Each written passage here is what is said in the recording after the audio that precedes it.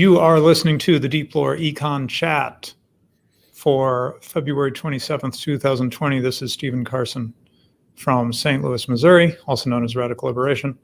And I have Mad Mercenary from somewhere in Australia. We're going to primarily focus today on, this is our more technical version of the show, or alternating between sort of broader political economy and more technical topics. So today we're going to talk about how do you handle pollution? How do you handle environmental concerns in a market, and what happens when the government gets involved, and so on and so forth. So that's the kind of thing we'll be talking about primarily, but wanted to briefly touch on current events, namely the coronavirus. I had been unusually concerned because I tend to read about all kinds of horrible things all the time, and it just doesn't faze me. But for some reason, when I first started hearing about the coronavirus, I mean, a month ago more, I had my gut was that there were real concerns here for whatever reason. And then I kind of stopped paying as much attention, didn't see as much about it. And then in the past just several days, maybe because I'm hearing about it showing up in other countries around the world, not just China. It's certainly not being contained. I think that's fair to say. I've been trying to pay attention to it. So I wanted to hear what Mad Mercenary's been thinking, but I guess let me just throw out the impression I've been getting, and I shared on Twitter a little, which is that what I'm gathering is it's going to keep spreading. We're seeing that. It's going to keep spreading, but it's not the end of the world because so far there are people dying from it, but it's not like 50% of people who get it die or anything like that. So it promises to not be pleasant, but not be quite the zombie apocalypse. Having said that, there's also the economic angle. So how are you thinking about it? What are you hearing? And especially because you're in Asia, Asia Pacific region, whatever you call Australia. So you might be getting a slightly different version of the story that I'm getting. I've been focusing more in Europe, and I think we discussed before how we think that the Asian market and the European markets especially are very weak at the moment with their introduction of negative interest rates and how they're trying to boost the system. If you have a look at who the coronavirus is killing, they're killing it's killing infants and old people. And right. the demography and age pyramid of Europe is skewed towards older people. So if you have a mass outbreak in Europe and have a lot of older people exposed to it, it could be quite devastating. So I think we need to keep that in mind. And let me pause you right there and throw in an observation. Some of us have been paying attention to the whole, mass migration stuff going on in Europe, right? And the demographics of the migration, I gather, skew young adult, right? Yes. A lot of young men coming from Africa, for example. A lot of battle-age young men, yeah. And so that raises an interesting possibility. We already, some people like Douglas Murray have already expressed concerns that there's going to essentially be sort of a population replacement simply because you've got people moving in who are younger and who are having children, right? Well, yeah, they're breeding more. They're breeding more. Well, what if that gets combined with basically the aging population of Europe getting a big slice off of it from the coronavirus? So that could accelerate trends that people have been watching in terms of European demographics. Right, and we're not saying it will happen or it's inevitable that this will happen, but all I'm pointing out is that the dominoes are there, and there's a logical conclusion to this that, well, since it's killing older people and Europe has an abundance of older people, it could severely affect Europe in that way. And then that has an effect on the markets because it's older people who invest more, and they're looking to invest and then pull their money out for retirement. So you have a substantial number of Europe who are in that investment age bracket who are then going to be moving into retirement. But if you take a big slash in the numbers to who is still alive, basically, then that's going to affect the market drastically. So I just wanted to throw that proposition out there, and I've been looking at the markets so far, and I would say we are very close to the peak of this bubble, and I would be looking at buying gold, because gold in the U.S. is starting to peak out at about 1,600. I think it got to 1,690 at some point during the week, and I'm very, very, very concerned, because we haven't seen those such levels since 2007. And we all know what happened after 2007. So I'm sorry, I think you just said something that I didn't realize, certainly not back then, which is that gold price can be a leading rather than a lagging indicator of the bubble breaking? Yeah, so if people if smart investors feel that the bubble's going to burst and that it's going to be mass inflation, then people like to hedge their bets. So usually people have a 9-to-1 split from equities and gold. So they have nine equities for every gold. But if you start to see that ratio change, and more gold going into that portfolio, then it's kind of an indicator of saying, okay, people are starting to wake up. Right. So we've already been discussing on this show that we would anticipate a crash, but we haven't known. Obviously, it's not even Austrian economics doesn't give you a perfect crystal ball. It can be triggered by something. It can just eventually just collapse because it's just an unsustainable structure, and it's not anything in particular.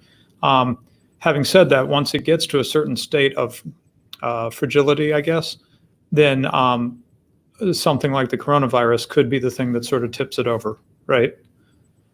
Right, and the problem will be for Austrians in the future is battling with classical economists and Keynesians, saying that they will say that it was just the coronavirus that caused this, or it was just an externality or that caused this, and the system was fine, and it was just this external event that caused this. No need to change the system. Right. Whereas we'll say, no, there was underlying rot in the system that made it weak and susceptible to collapse in the first place from this virus. If it was a strong system, it was a proper system built on foundations and savings and proper interest rates, then we wouldn't have this problem. But we do. Right. And it doesn't mean that, in a wonderful, pure free market world, there would be no crises, including things like something like the coronavirus, right? But it reminds me of what we see when there's natural disasters, hurricanes and typhoons and stuff. And how developed the economy is changes the impact of the natural disaster, right? Not only to some degree how many people die and are hurt by the impact in the first place, but more importantly, the immediate aftermath, right? And a developed economy usually is able to recover fairly quickly from even a pretty bad, an earthquake or whatever. Whereas economies that are really teetering on the edge of starvation, a natural disaster they can be recovering from it for years, right? 100%. Sorry, I was just yep. Yeah, it's early in the morning for Mad Merc. Yeah, and also I just, on a personal note, I would mention that for some insane reason, I decided to upgrade my Mac from the last major operating system to the new operating system right before this. But everything seems to be going well, even though that was completely insane for me to do that. Okay, so let's turn, we've got a main paper that I want us to kind of walk through. And then we have some other things that each of us wants to bring into this topic.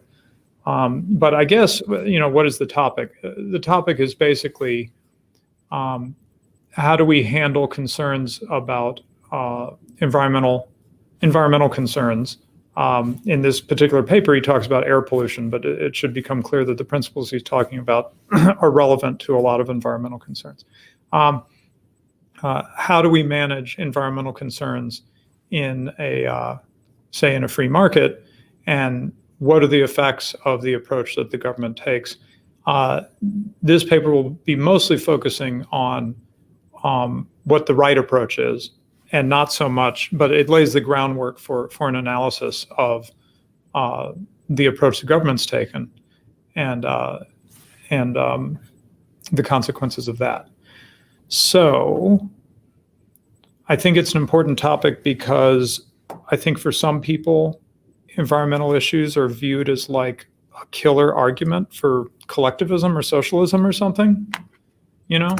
Like, yeah, sure, maybe the economy can like provide shoes, but the free economy can provide shoes, but it can't deal with, global warming and air pollution and things like this. That's beyond the capability of the market, and we have to use collective action enforced by the state to address these kinds of problems. So I think that's why the topic is interesting. So let's bring up this paper. This is, I believe that. yeah. I believe they're called watermelons. They're green on the outside and red in the middle. They hide their socialism under the guise of environmentalism. And I think this probably happened during the 90s when the Soviet Union fell and we saw the mass death that happened behind the Iron Curtain and in China. So all these people who thought socialism was so cool, they probably just moved over to environmentalism and kept that collectivist aspect to it. The hippies. Right, but I think they give up on socialism. The key thing I think is that they've made some. I think they've made some headway with at least some of the public, right? In oh yes, definitely. Yeah, in persuading people that what do you say to these free marketeers who say, hey, look, the Soviet Union just made everybody miserable, and what you need is the market because then we have consumer goods.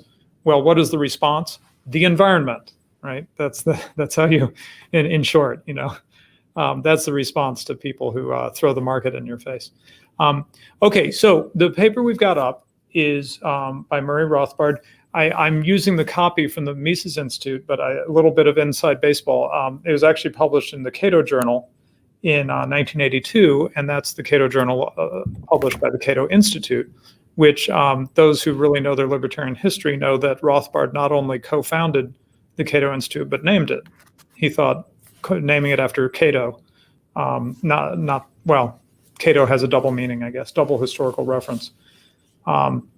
Naming it after Cato would be an appropriate name for a libertarian institute. And if you go back and read some of the early Cato Institute publications, they are amazing.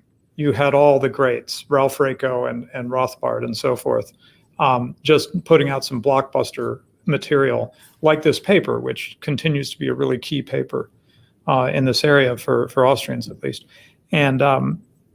And then there was a falling out and blah, blah, blah. I won't get into it, but now I think many people would find it surprising that you could find some really important libertarian papers at the Cato Institute. You just have to go back to the early 80s to find that. So anyway, this is a 1982 paper. And here's the thing that might surprise you.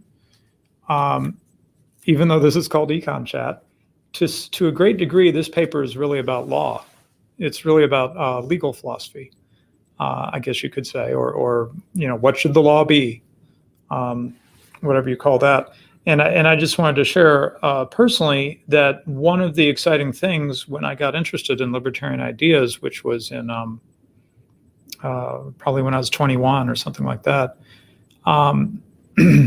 is that a lot of areas that seemed really boring, like economics, say, but also legal philosophy and things like this, things that I would have never imagined, like reading a book about, suddenly became really interesting to me. I remember thinking, legal philosophy is like the most important thing ever, like it was coming home to me, the implications of getting some of these things wrong for all of us. And in particular, it is with law that Rothbard concerns himself because, no surprise, little spoiler here, he doesn't think the way to deal with the environment is through legislation, right? Legislation is where the state, I don't know how you would have legislation without the state, really. The state sits down and makes up a bunch of commands and issues them out to everybody, right? Whereas with the law, at least depending on how you do it, it can be a decentralized phenomenon that doesn't require a central state, because the law, at least in the English common law tradition, grows through case law. There's a plaintiff, there's a defendant, there's a case, there's a decision, a precedent is set, and further cases take that precedent into account, and so forth.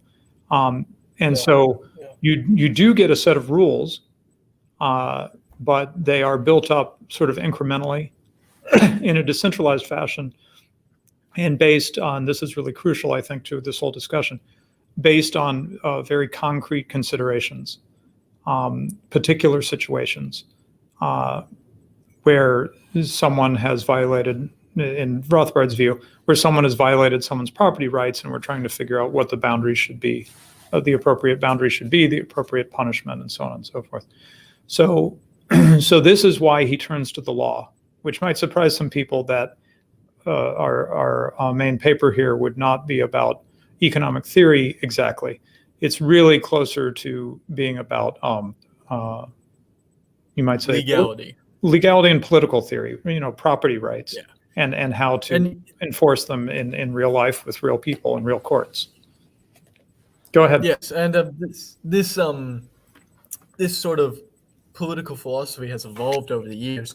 So, from most of this is particular to the United States history, because Walter Block writes about this, and Rothbard writes about this as well. That during the Americans' beginning, there was an idea of property rights being foundational. So if you have the little old lady, and Walter Block brings up this example, the little old lady in the coal factory, right? And the little old lady has her house there, and then a coal factory is built, and they start burning coal and creating pollutions, and she hangs her washing out. And her washing is wet and clean, and she hangs it out to dry. And when she comes back in the afternoon, it's dry and dirty because of this coal. And she sues the coal factory. Well, when she sues the coal factory, because of the coal's pollution, it affects her private property, the coal plant is at fault. And so the coal plant has to pay her remedies and, fix the situation and stop the externality of pollution from precipitating. And so what we see is that in the early American history is that the private property of everyone is strictly enforced, and the environment becomes cleaner, not just for the surrounding area, but for the entire planet and for the entire country. But around 1870 to 1910, this changes to where the progressive era of politics comes about, and the new philosophy of, well, yes, the little old lady's property is being destroyed and violated, and it's hard for her to breathe, but the common good, the good of the nation, requires us to keep the coal plant operating and for everyone to have power. And one person may be violated, one person may have their stuff destroyed, but as long as the rest of us are all good, as long as the national goals are fulfilled and steel is created and battleships are made and buildings and skyscrapers are made, who cares? It's right. One person, who cares? And so you see this have reverberating effects throughout the country and throughout law and political philosophy. And it just becomes more and more, well, it's not just one little lady, it's one street, it's one neighborhood, it's one people, and it just grows and grows and grows from there until it's just whatever we say goes.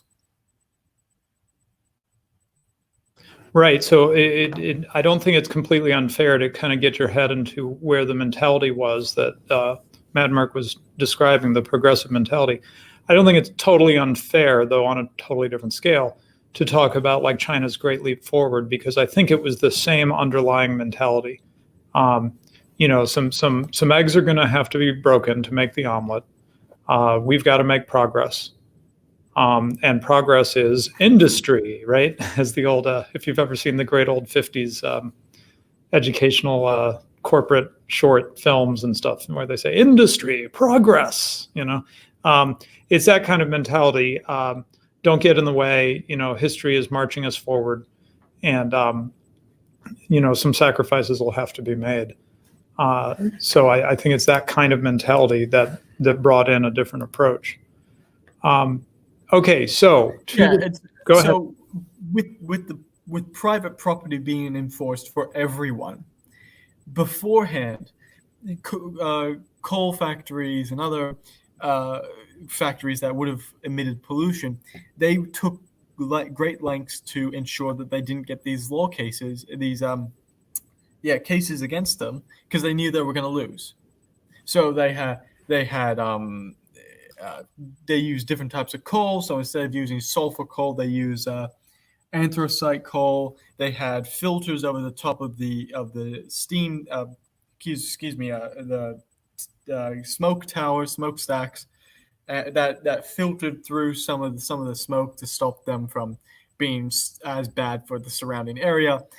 But if they don't have an incentive to do that, if they're going to win every case against them that they fight, then they have no incentive to innovate, to be clean. And so we see the surrounding effects on the environment.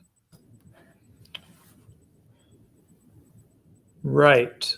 And so the story I heard, and I don't know if Block told this story, and if he did. In fact, if you have the article handy and I've given you the wrench, could you paste that into the chat, the link? Because I think. Sorry, which link? The Walter Block. Oh yes, sure. I'd like to show our paper, show our references to everybody in case they want to dig deeper. So tell me if he addresses this. But what I had understood is that because they were losing on these small cases, it's really from that we ended up with something like the Environmental Protection Agency in the United States. That is, instead of fighting case by case, it eventually became easier just to put it into a federal agency, which, as we now know from the work of the Public Choice School, is pretty easily captured by the industry that it's supposed to be being a watchdog for, right? And so the polluting industries could work with the EPA and get maybe an easier deal, basically offload negative externalities on other people, right? Get away with more of that than they would through the common law cases. Does he kind of tell that story, or? Well, he kind of goes the other way around. Instead of them losing the cases, it's because they win the cases. Because they're winning the cases and they have no incentive now to have clean coal or take measures to be more clean. Mm-hmm. The federal government, because they're getting so many complaints, sets up the EPA. And the EPA, like any government institution, because of incentives, becomes corrupt and lazy and doesn't do its job properly and just hurts the people it's meant to be helping. Mainly landowners. Right. Neighbors to the polluting industry or whatever. Right. Okay, so let's get into this paper. He really lays the groundwork very carefully, and I'm not going to try to go through every bit of it, but he tries to, in case you're not convinced, he tries to convince you of some things like that. Having a reasoning to your law makes sense, as opposed to a positivist approach, which in this context means basically you just study the law as it is, as opposed to having like an idea of what it should be. He says there's always an ethical component to law, and you can't get away from that. So you might as well be explicit about it and argue for your ethical position, as opposed to trying to smuggle it in. And it's in that context that I want to address Idle Time, who says, what about Coase theorem? With complete property rights, all externalities can be addressed by trades between parties. I was very pleased to see, I was very pleased to see that Rothbard addresses Coase, in particular his paper, The Problem of Social Cost from 1960. He addresses Coase in this paper right at the beginning. It's 4 pages in. In fact, I'll just scroll to that section real quick. I think I can find it just to have it on the screen. I think maybe I shouldn't be trying to do that. Oh yeah, there it is. There it is. Okay. This highlighted portion, or the portion I'm going to highlight, is where he starts talking about this. I don't know if that's readable to anyone, but anyway. And one of his big things that he points out is that they're trying to come up with like a value-free property rights approach. And he thinks, again, that that's a problem. You can't just smuggle in the ethics, because what they end up doing is they end up saying that the consideration is should be efficiency or overall social benefit or something like that. But he says, why should that be? I mean, you've got to argue for that. You can't just sort of sneak it in and say we're doing value-free economic analysis when in fact you're smuggling in an ethical imperative, that we ought to do the most efficient thing, for example. And another point he makes, and I'll just read this part, he says there are many problems with this theory, the theory of social cost, and he talks about Coase and dim sets. I hope I'm saying that name right. He says income and wealth are important to the parties involved, though they might not be to Coase, right? So, as Idle Time says, the argument with Coase is, well, just you have property rights, and then it kind of doesn't matter if the property rights are just or not. They'll trade back and forth, and we'll deal with externalities. But Rothbard's point here is, well, it matters to the people involved, and so that's one of the problems. But I just wanted to tease you with that in case you have an interest in Coase, that you can see Rothbard attacking right here. And I think he footnotes to probably Block, in fact. He probably, yeah, there he goes. He has a footnote right here to a critique of Coase and dim sets on private property rights from the Journal of Libertarian Studies by Walter Block, which I would recommend to you if you're interested in that topic. Okay, so anyway, he doesn't like any of this, various attempts to invoke social efficiency or something like that. Rothbard thinks that this is a lot of hand-waving nonsense, and you've got to get down to the whether it's just or unjust about the property right violation, right? Which, of course, that's the libertarian take on these things. Right. So the argument of efficiency is just another way of saying the greater good. Yes, that's very well put. So here's where he brings it home. In fact, let me highlight this portion because it's absolutely key to everything we're going to get into. The normative principle I am suggesting, Rothbard writes, for the law is simply this: no action should be considered illicit or illegal unless it invades or aggresses against the person or just property of another. And then this is really key here. The invasion must be concrete and physical. So, this is where you'll see, Walter Block has really written about this, but you'll see them, Walter Block rejecting blackmail and things like this, where what is basically threatened is reputational damage. And Rothbard says, no, we can't build a legal system on things like that, because reputational damage is essentially other people's minds, and you don't have a right over other people's minds. Now, if somebody breaks into your house and steals your stuff to make you, and to use it to blackmail you or make you look bad, well, then you can go after them for the concrete physical invasion of your property. But pure libertarian thought rejects blackmail and libel and a lot of things like this that have to do with just reputational damage. Go ahead. Yeah. And just with blackmail, I mean, we can kind of see it with individuals suing wealthy businesses so they get money. Excuse me, I'm stumbling over my words here. But there's a concept that Walter Block and Rothbard bring up called homesteading, and it's whoever gets there first has homesteading rights. And so, for example, if we have an airport that's built, and because of the airport, jobs are created and then homes are built. Well, those homes can't then complain about noise pollution from the airport because the airport was there first, and you moved to that area understanding that the airport was there. So you had prior knowledge of that. You don't then get to sue the airport or threaten to sue the airport and blackmail the airport in a sense uh, for noise pollution. That it just doesn't make any sense. So homesteading is a very important part to all of this, and I think it's something that we should all keep in mind when we're talking about this pollution: is who's there first, what are the conditions, and that's the basis of common law in developing these cases over time.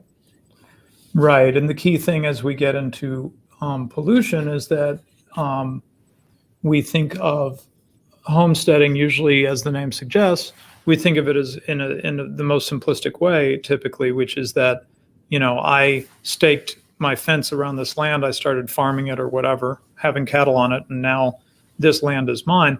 Well, Rothbard gets a little more subtle than that and says, with the example you gave, the nearby factory that's producing noise or producing air pollution or whatever, if they are there first and they were putting that noise and air pollution out, then they've maybe not homesteaded the ground, but they've homesteaded the right to put that noise and air pollution out in that area. And so if someone comes in and parks themselves in the pathway of the noise or the air pollution, and then sues them, the company can say, well, we were already here. We were already doing this. We in a sense have a property right to making that noise or polluting that area. You're welcome to live there, but you're going to have to put up with the noise and the air pollution because we were here first and we were already homesteaded that aspect of the property right. So my point, the reason why I say subtle is because if you're new to this stuff, you tend to think of property rights as a simple bundle when in fact it can be unbundled, right? And I have the right to my land, but I don't, as he gets into later, I don't have the right to sue anybody who sends radio signals across my property. Which anyway, and we'll talk about the radio stuff in a sec. Okay, so I'm trying to skip past some things where this is a long article and he develops his whole argument very slowly and carefully. I wanted to point out one thing. He says risk is a subjective concept unique to each individual. Therefore, no overall measure of social risk can be obtained. I thought that was a very important insight on this. And in fact, he talks about cases where the people are trying to band together and do like a class action. That's not the right term, but a group of plaintiffs against the airport, and the court rejects it because it says, well, some of you are very close to the airport, and some of you are not very close, and some of you are right, under the runway line where the airplane takes off right over your house, and other people are on the other side and an airplane doesn't take over your house, so you don't even have the same problem, that you're trying to sue about.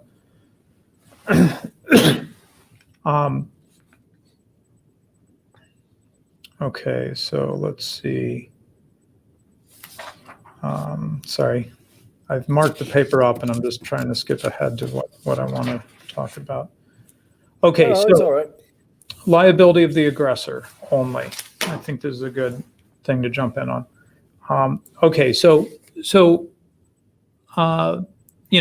passage I highlighted says at a high level, it's essentially the non-aggression principle, right?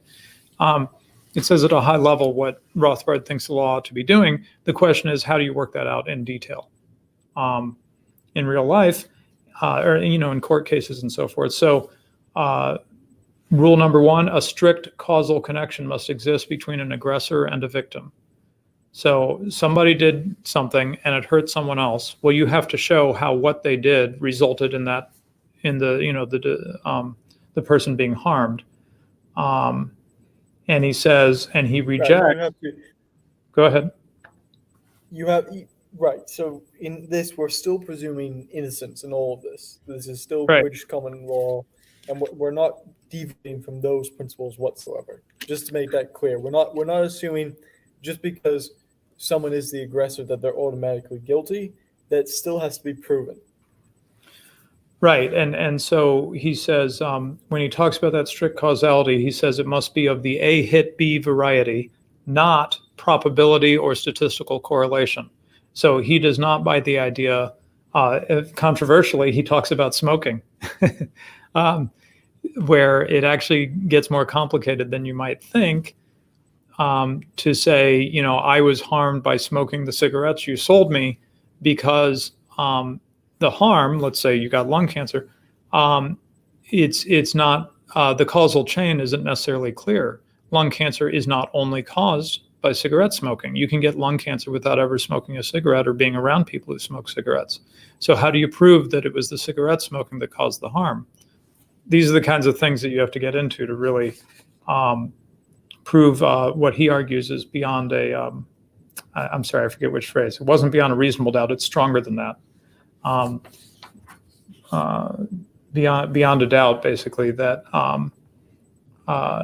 the harm was caused in the way by the person you said, you know. Okay, so then he gets into what you were talking about, liability of the aggressor only. So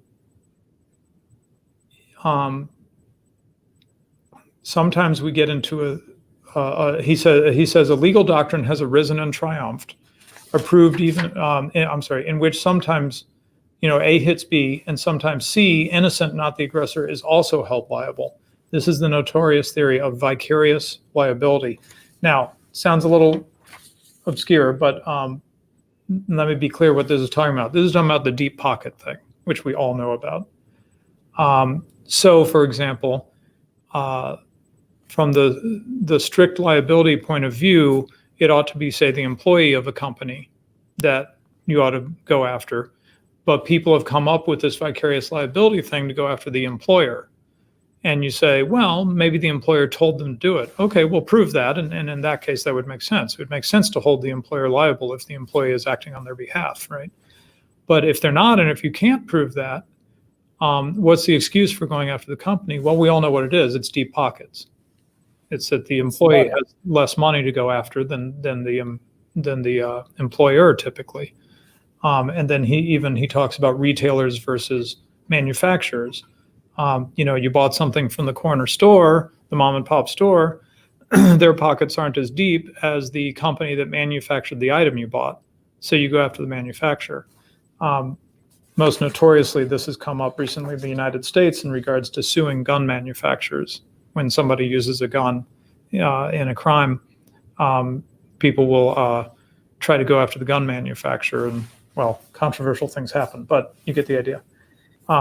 It's vicarious liability only works if you can prove it, but if you can't prove it, the only reason it exists is for the plaintiff to get more money. Right. It's an excuse, and then therefore it becomes unjust, right? It's just a way to go after someone who didn't do anything, or nothing that you can prove. This is the section of paper I just turned to on homesteading. I just had forgotten the term, wanted to get that in. An easement right. So let me spell out in Rothbard's own words what we were saying. Excessive noise can be considered a form of aggression, but in this case, the airport, you know, that was there first, has already homesteaded X decibels worth of noise. By its prior claim, the airport now owns the right to emit X decibels of noise in the surrounding area. In legal terms, we can then say that the airport, through homesteading, has earned an easement right to creating X decibels of noise. You may know the easement term. I'm not sure. He says if the airport starts to increase the noise level, then the homeowners could sue, right? And then if a new airport is built, where homes are already existing there, and starts sending out X decibels of noise, in turn, then the airport is fully liable for the noise invasion. And so this brings us to air pollution, right? Because what we were just talking about with noise pollution applies to air pollution as well.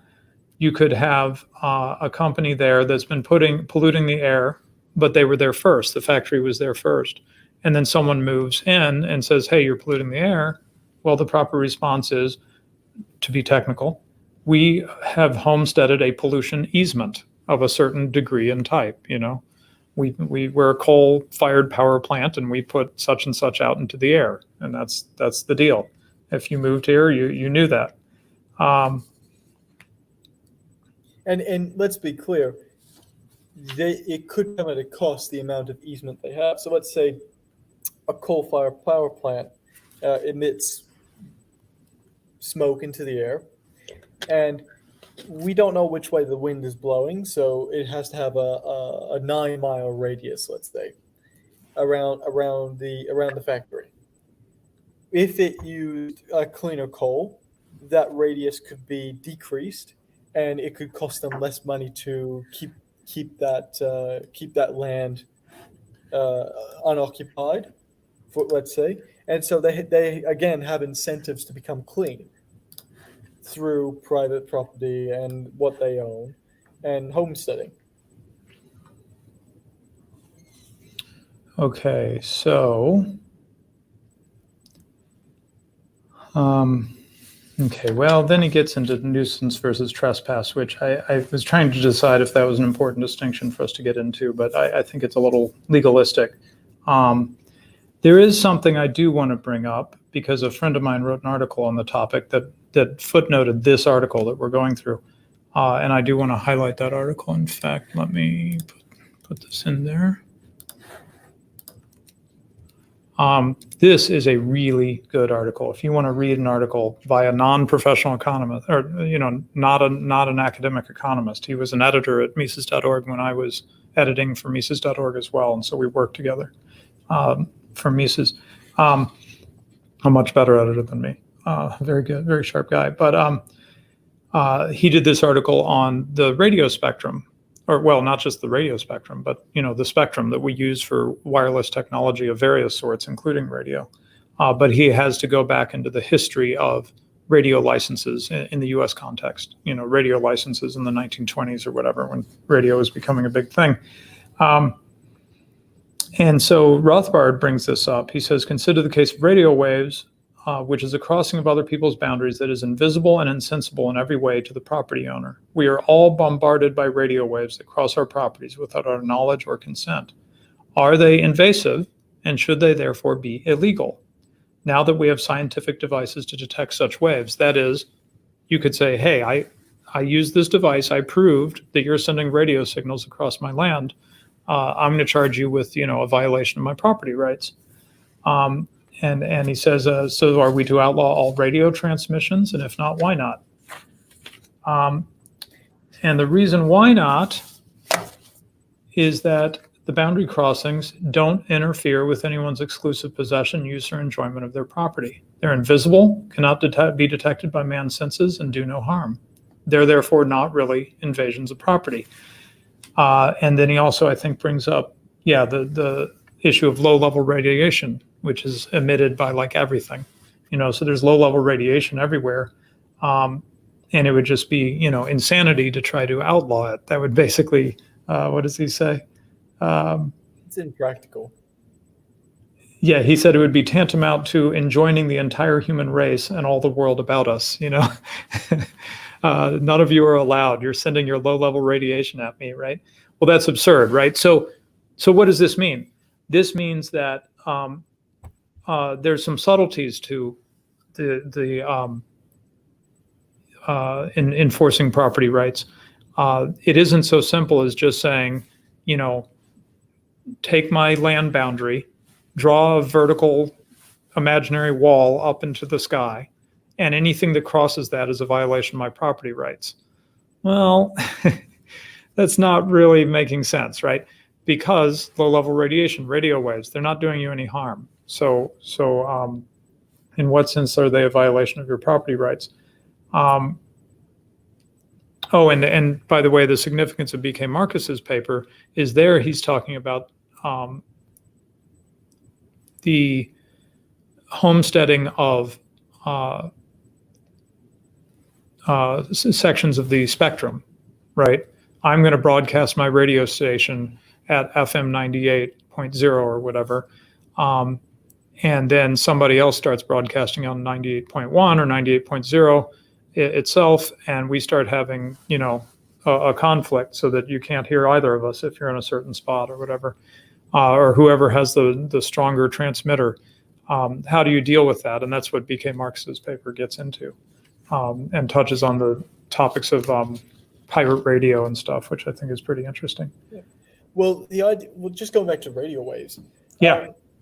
And we talk about how it has no significant effect, but I'm reminded of the tests that the U.S. Air Force did when Boeing was creating their supersonic competitor, the Concorde. And as everyone knows, Concorde was a supersonic aircraft, and when you go supersonic, there's a crack, there's a large boom when you go through the sound wave. And what they found was that they would do these tests, and people would, over a single town, I think it was somewhere like in Delaware, and they would complain and complain and complain so much because these supersonic booms were cracking windows and waking up their kids at night and making dogs go wild. And so they got so many complaints, and that is a violation of property rights. We can't see a sound wave. We can hear it, and we can feel it, and it's an invasion of property rights. And because the homes were already there, they have homesteading rights. Right. They can then say to the airport or that plane, hey, that's a violation of my property rights. That's you're messing with my stuff. You're breaking it, and I want you to stop.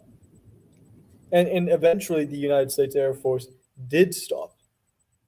They had to pull. They were going to do a 4-month test, and I think they had to pull it within the first 2 weeks.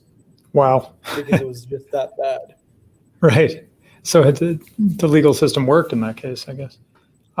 Yes. Okay. So a great example of how these can be held up. So having brought up the exception, you might say, of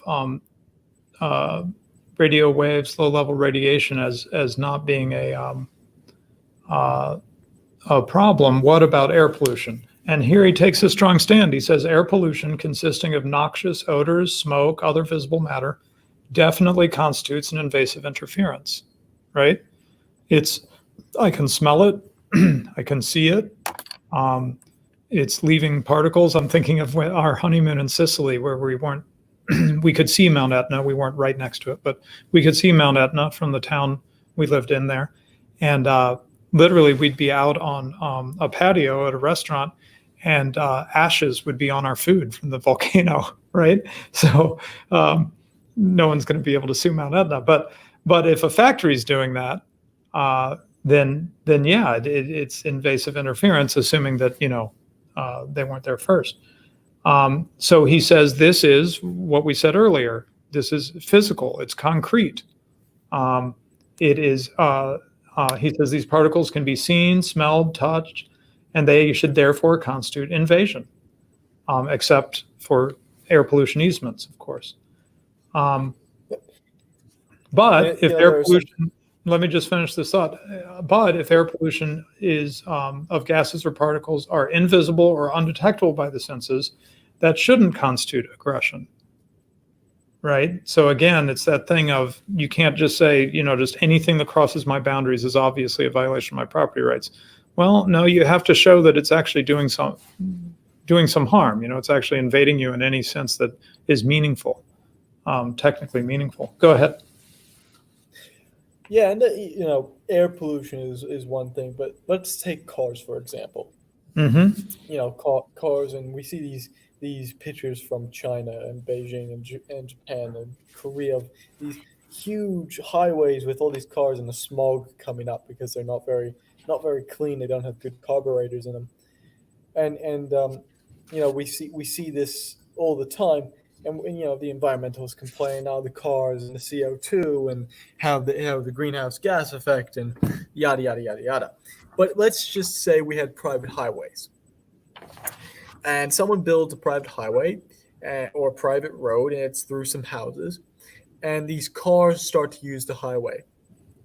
well, then all the smog that is emitted, the houses that were pre-existing, Homestead, say, hey, you're violating our property rights because all the cars that use your service, use your highway, create emissions, which then clogs up the air and is very bad for all of us. And so the highway is sued. And so the highway, losing that case, would say, all right, if you want to use our road, you have to have a clean car because we're not getting sued again. All right, that was a massive loss for us. And so then there's an incentive structure to have cleaner cars and for those cleaner cars to be better for the world and better for the environment. And so through upholding private property, we just see that the natural effect of people following the incentive structure. Yeah, right, exactly. So it doesn't have to be this vague hand wavy thing of, you're harming the planet. It can be as concrete as, you put in a road going near my house, and now I can't breathe because of all the smoke hitting my property. Fix it, or shut the road down, or get your cars to be up to a better standard of air pollution. I'm a little short on time today, and I want to make sure we get up to people's comments. So I had a last concept from the article, and then let's move towards closing this topic. Well, not closing the topic, but we've got a lot of good comments I'd like to have time to talk about. So go ahead. Yeah, well, I was just about to say, and that's it, for any environmentalist who might listen to this or who would hear this, getting the environment down to the personal level is more effective than saying the planet is going to die or the world is going to die, because that's a big concept and people can't grasp their head around that. But if they can grasp their head around the fact that, hey, the forest down the road, the park down the road is going to be dead, it's not going to look as nice, or the air you breathe is going to smell crap. So that sort of personal example you can use to a lot greater effect to convince people of your environmental goals.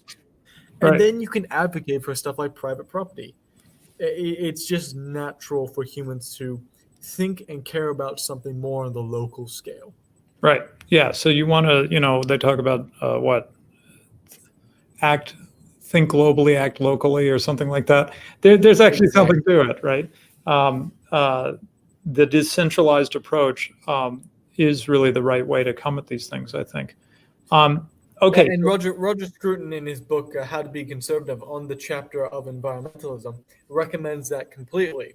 That think globally, act locally. Right.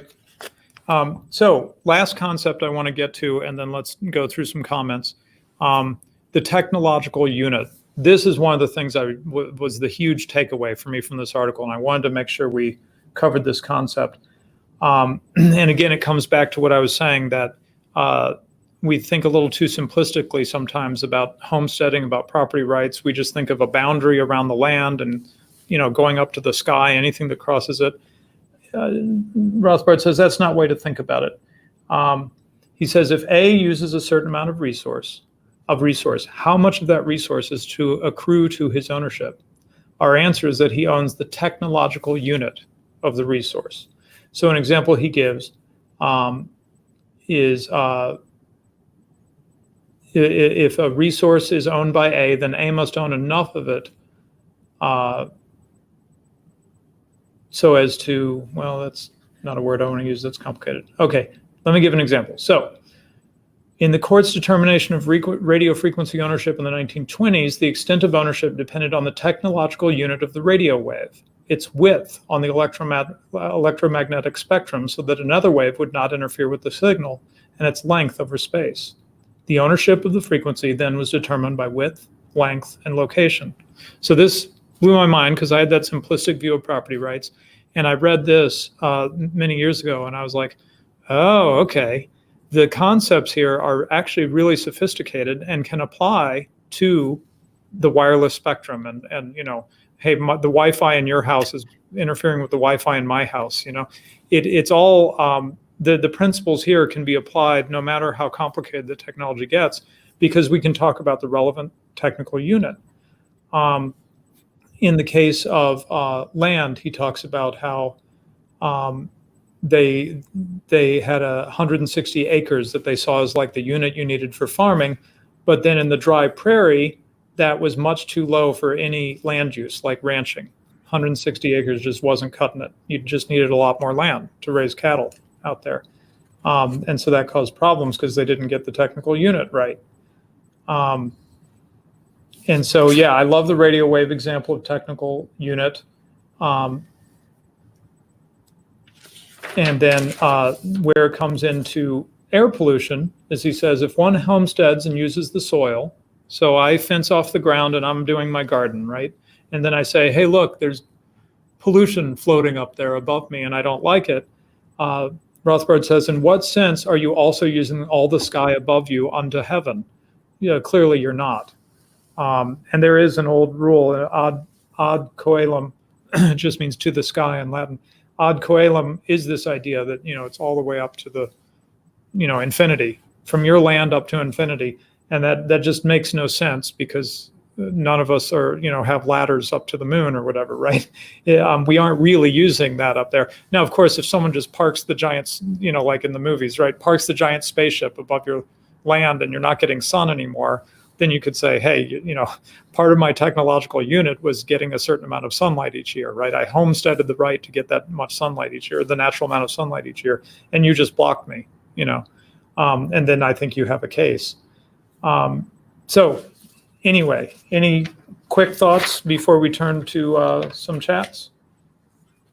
No, not on that particularly, but I wanted to, maybe we could do this with the chat maybe, but I wanted to touch upon the idea of animal extinction and the garbage dumps. We've kind of gone over coal and homesteading and that sort of stuff for garbage dumps, and the incentives for using plastic or paper, the idea of farming and how that the property rights are surrounded around that, and tree clearing, and maybe we'll get into that with some of the comments, but there's a whole variety of environmental aspects that private property rights and enforcement of all private property rights fixes.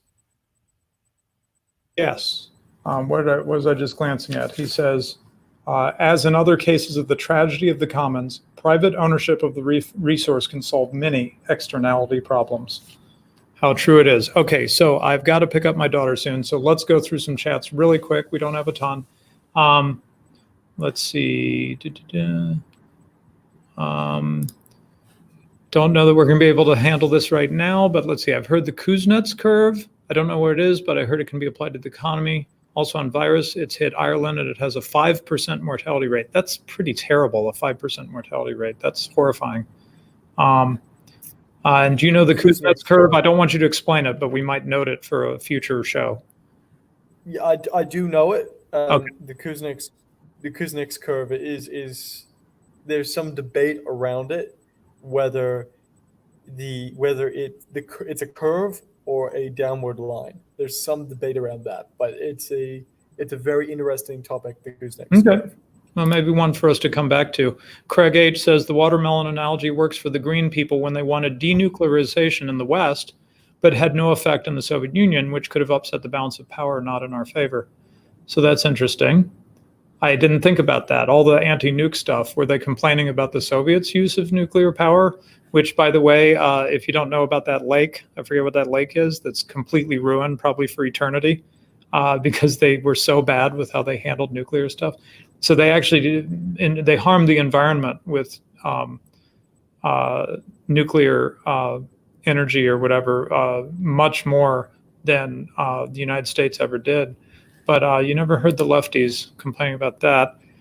Craig said, they did after Chernobyl. Yeah, well, Chernobyl, right.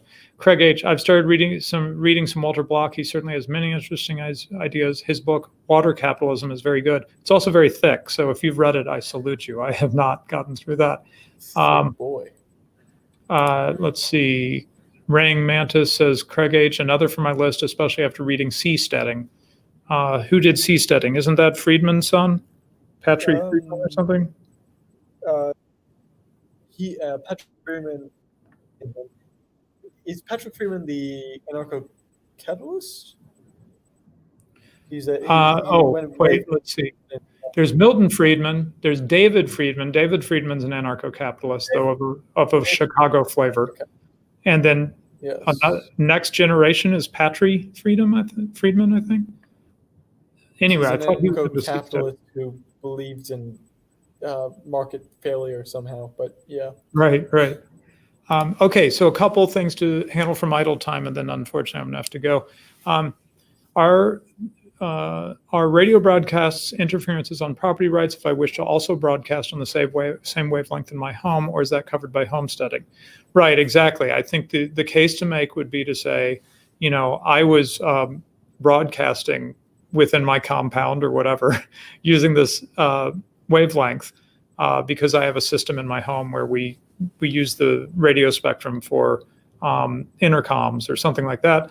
And then you started blasting your radio station with your massive transmitter and it completely screwed me up. You might have a case, right?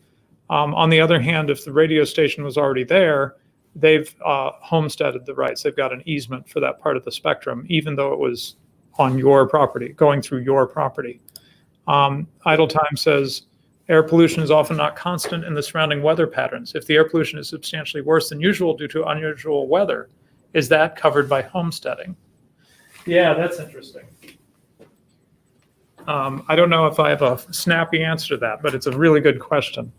I think it would be covered by, so let's say the wind is particularly bad and it's blowing in an easterly direction, and those houses in the path of the coal, of the smoke, 9 times out of 10 they'd be safe, but on this particular day they're in the way. I think that can be covered by compensation, but I don't like it.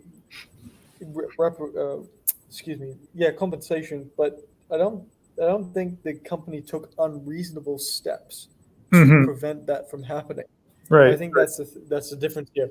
The company in the first place had that factory, took the reasonable steps to make sure it was clean, to have a perimeter zone. Right.